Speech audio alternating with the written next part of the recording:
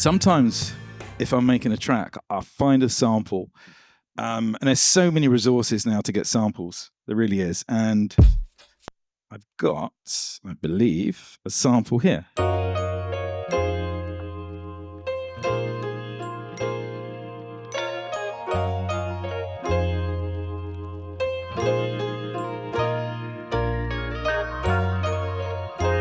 And you've always got to ask yourself, what is it about a sample? What is it that you hear? For me, it's the chords.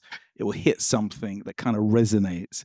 And then it's a case of like, how do you make it your own? And that's a skill in itself. Like watching you doing your thing with that soul sample, like there's so many different ways that you can kind of flip a sample.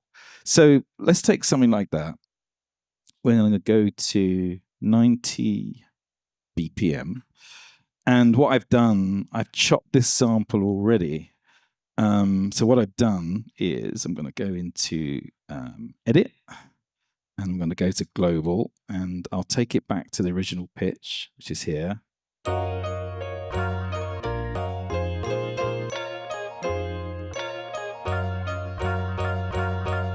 But what we can do, we can just, we can change that up.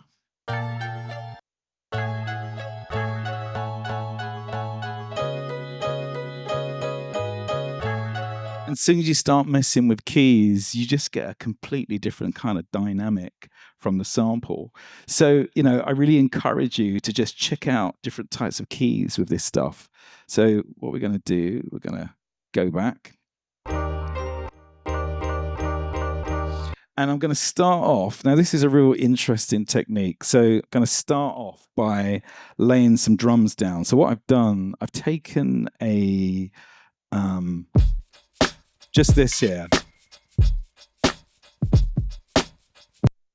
So it's a nice sounding loop already, but what I've done is chopped it up already, but I've added kick and snare underneath each chop.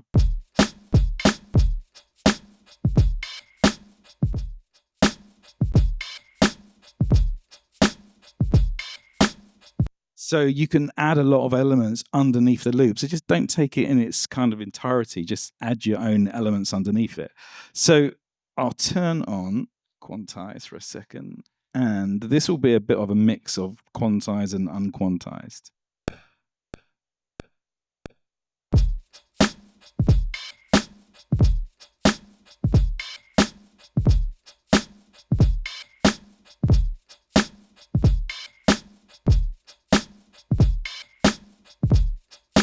So now you've got a groove running.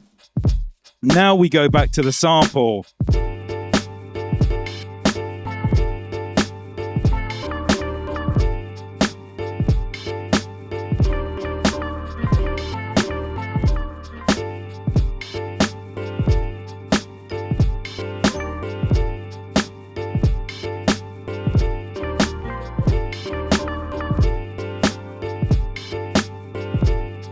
Like you get a different vibe once you've got the drums in place. So we will turn off quantize now. Don't need that anymore. So let's put this down.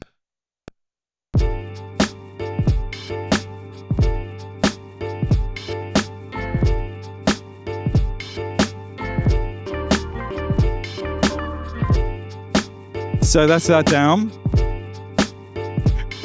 And now we go to our drums and we add some hi-hats. Keep them off the quantize.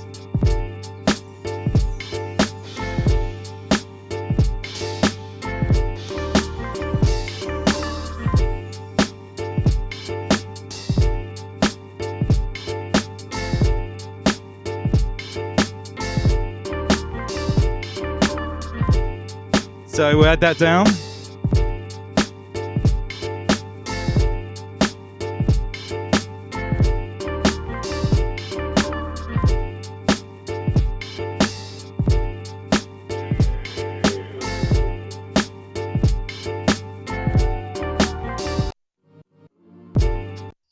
I'm going to find some more samples.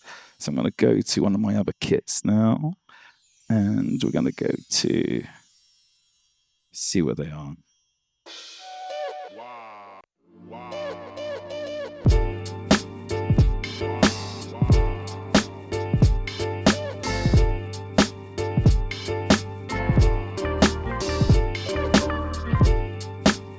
So now what we do from here, we start adding some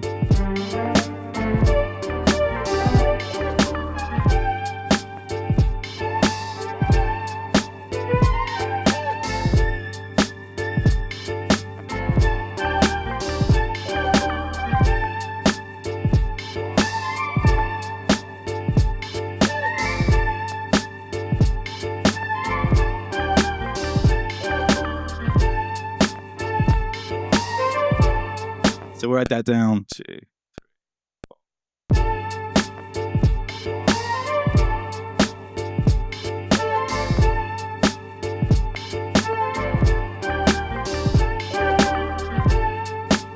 So now, and again, I'm using sounds that would kind of mimic samples as well. Do you know what I mean? It's like, again, they're really simple melodies, but you're finding pockets in the groove that fit well. And what I can do as well with that sample, I've added Flavor Pro, so we can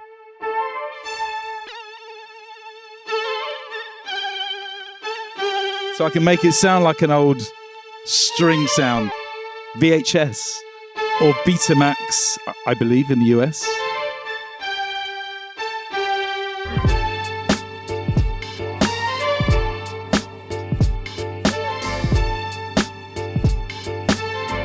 And then we add some sizzle on that.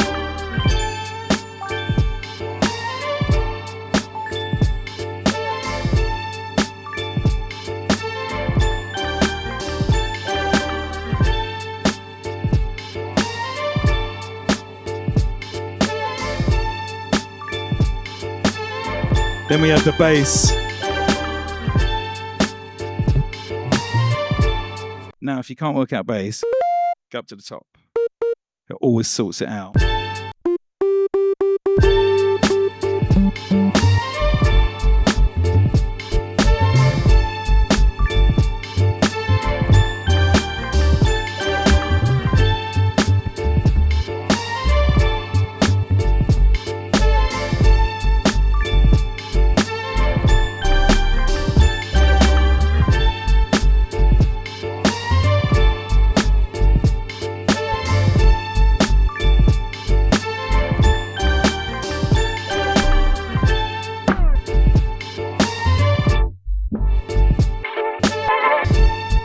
So that's pretty much it on that. You can make something that quick just by using a loop, chop, and then add in a few little sounds here and there. What else have I got on here? Just anything that's just like really kind of grainy and dirty will fit really nice. But again, these cue links are very much similar to the SP, which is why a lot of people kind of tie them with the MPC. And again, just building out an effects rack, you can do all that stuff. So we can lo-fi the beat, go to track mute,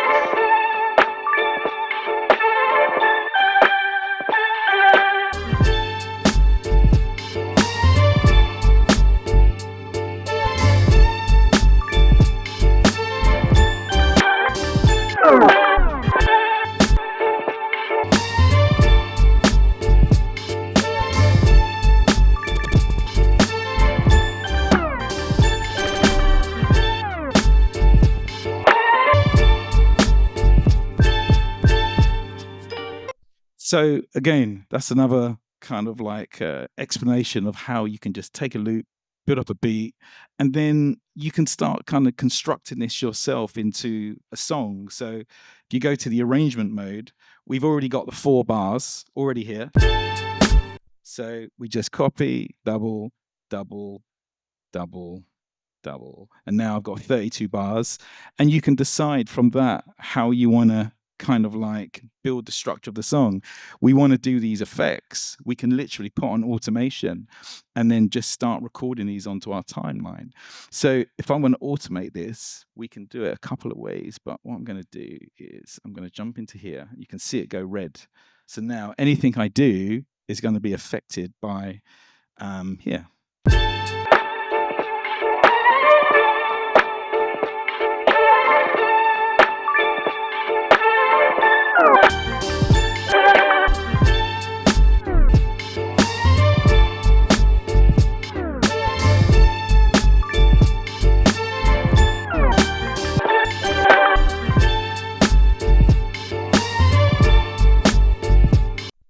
can just build up your track like that, play the automation back, and then go into your arranger and figure out from there how you want to do things. Now, what you can also do, someone was talking about stems. We could go to any of these tracks now and we can bounce them out as audio as well. So, for example, I've got my drums here. So we can go into our drums or our bass and we can just bounce this out as a audio sample. So if I hold that down, you'll see a pop-up. So you can go bounce to audio and then hit bounce. And then what it will do, it will create audio stems on each of the tracks for you. And that's another way that you can arrange your song as well in the arranger by just working with audio files, same as what you'd be doing with Ableton. So there's many different ways that you can structure your song, from traditional song mode, track muting, arrangement modes, stemming out into a DAW. Really, the choice is yours. But the one thing you should always remember, it's the creativity that MPCs give you. You know, they give you the freedom to do whatever you want. It's like a blank canvas at the end of the day. And there's so many tools in here, from studio effects through to, stems, which we released last year, allowing you to kind of take the best parts of a record. So it's really down to your imagination more than anything. And the reason why I got so good at this, I suppose it's just because I have a passion for music, which you all have because you're all here. Do you know what I mean? And it's just persevering to get past that first hurdle of just understanding of how it works. But however you use it is the correct way of using it. There's no right or wrong with any of this. I use it completely different to how Sarah uses an MPC. And it's whatever you feel comfortable. Like if you want to arrange your song in this mode, you want to stem it to Pro Tools, then that's the way that you work.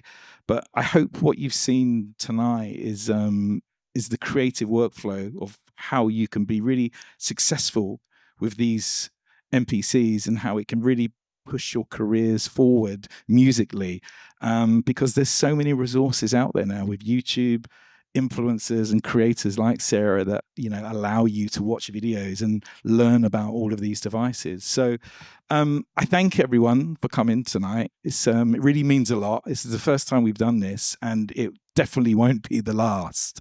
It's a pleasure, meeting everybody face to face. And if you've got any questions, come down here.